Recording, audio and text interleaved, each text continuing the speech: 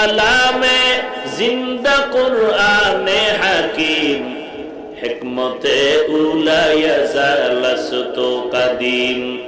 দুনিয়ার কত বাটপারি করবি রে বেঈমান, আল্লাহ যাকে হেফাজত করবেন কেউ তার বিন্দু ক্ষতি করার ক্ষমতা রাখে না। ইহুদি গিয়া নবীকে বলেন আমার বাড়ি দাওয়াত। নবী আশ্চর্য হয়ে গেলেন, আমি রাহমাতুল লিল আলামিন হয়ে ইহুদির বাড়ি যাই কিভাবে? না, তোমার বাড়ি যাওয়া যাবে না। আল্লাহ জিব্রাইলের মাধ্যমে ওহী পাঠায় দিলেন, নবী যেন ইহুদির দাওয়াত কবুল করে নেয়, কারণ নবী জানেন না